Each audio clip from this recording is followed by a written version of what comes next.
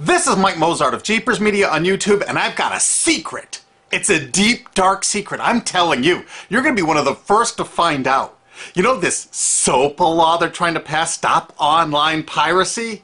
Well, guess what? The same people that are trying to get the law passed and have put up like $100 million in lobbying costs to get this law passed so they can control the internet are the same people that distributed the file sharing software.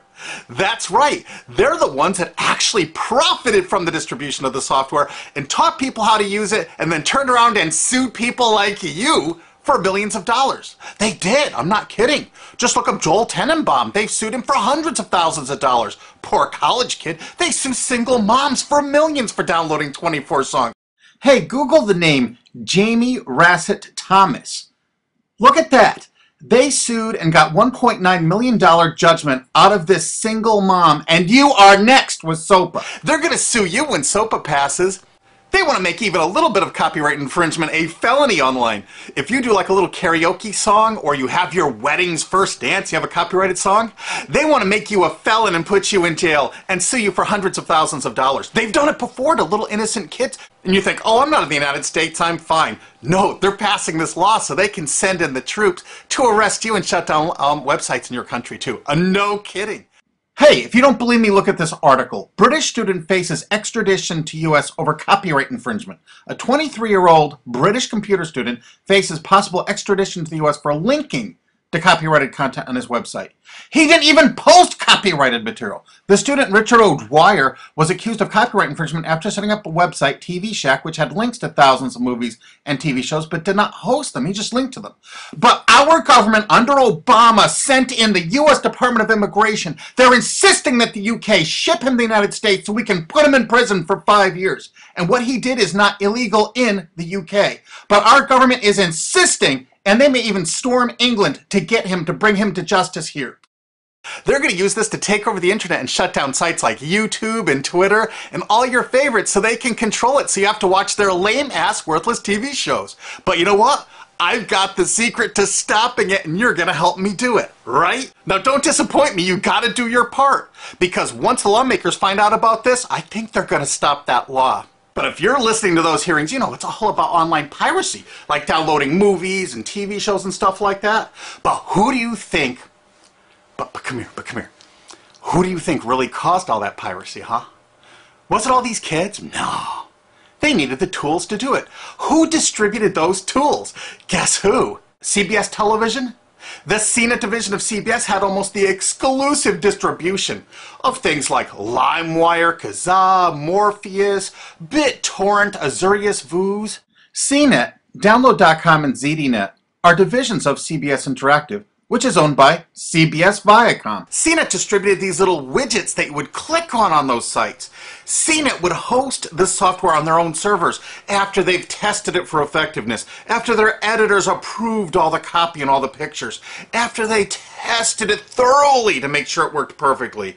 Then they'd allow it on their site, and they'd give people this widget because the more downloads that appear on CNET's charts. Because at one time, CNET was a very popular site, and they wanted to be on those charts, so people would say, ooh, the most popular download of the day, I want to be there. Right now you're saying, hey, a lot of other sites had that software besides CNET. Oh, yeah, they did.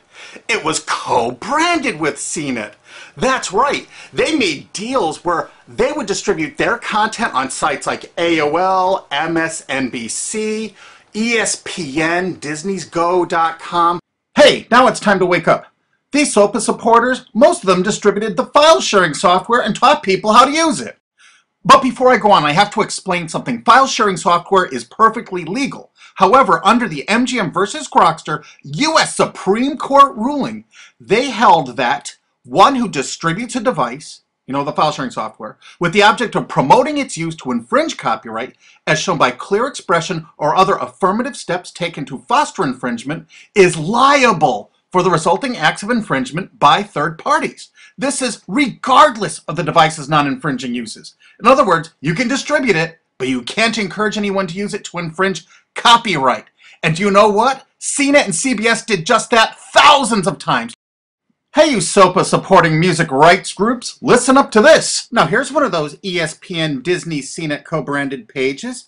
And what do we see here? One of the MP3 Insider file sharing smackdown tests, something they commonly did for quite a few years. Why did they use Britney Spears and Beatles and known artists? Disney, you put it on your ESPN site for the better part of a decade?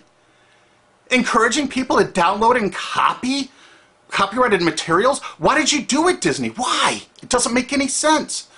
But why would Disney even have their own branded piracy software, branded for Go.com, one of their portals? That's right, the Walt Disney Company that's plowing millions into getting SOPA passed has a ghost of file sharing past. Their own branded file sharing service to get free MP3s branded the Go Network.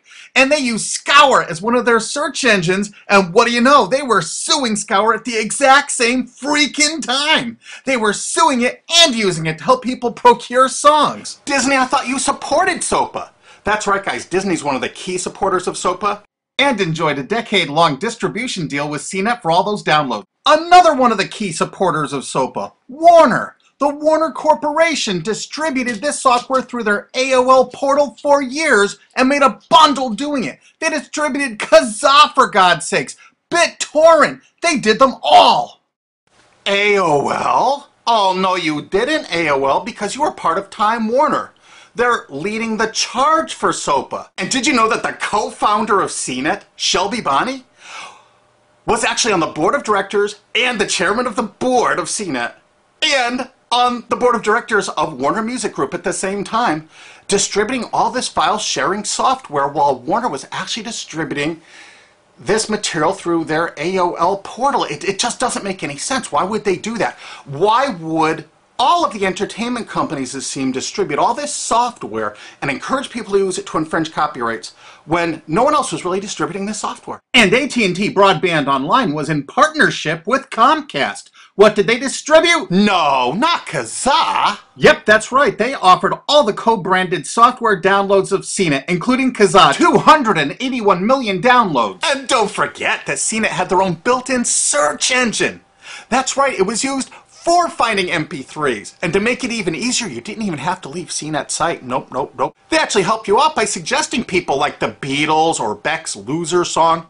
That's right, CBS CNET's Search.com offered the easiest way to find free MP3s. Look at this, they even show you how to get Beck's song Loser, one of the ones that Joel Tenenbaum was sued over. And look, they had presets for YouTube, Britney Spears, and Madonna, and returned results like this that were a simple right click away and downloaded right from CNET's own cozy little site, so you never had to leave. You can get music for Rush, Incubus, Lenny Kravitz, and more. They maintained this for years as a piracy system. And you simply just push find, and it returned embedded links that you would right-click on and download the songs directly from CNET. They made hundreds of millions of dollars doing this, guys. Hundreds of millions of dollars, while suing kids for using it exactly as they instructed. You got a lot of splaining to do, CBS. A lot of splaining. We can't wait for Discovery. NBC was a big investor in CNET. Bet you didn't know that. And Paul G. Allen from Microsoft, he was a big investor in CNET. And one of the biggest distributors of file sharing software co-branded with CNET with all the reviews was Microsoft, the MSN network, and the Microsoft website itself. Look at these examples. And they co-branded all of CNET's content, including those product reviews, using real songs to find out which was the most effective way to steal the music. Of course, real titles, real names, and they covered Grokster, Morpheus, Kazaa, BitTorrent, everyone. They used known copyrighted songs. They used known copyrighted material to test and show the effectiveness of this software. They left those reviews up for over a decade, linking directly to the software downloads. What do you think the intent was? Can you say inducement? And of course, LimeWire. LimeWire too? And Microsoft also distributed the content directly from Microsoft.com co-branded and made distribution deals for a profit with Kazaa. No way. Well, Microsoft themselves distributed BitTorrent right on their MSN site. They featured it, their proud investment. It's strange how the content licensing partners for BitTorrent just happen to be most of the people supporting SOPA.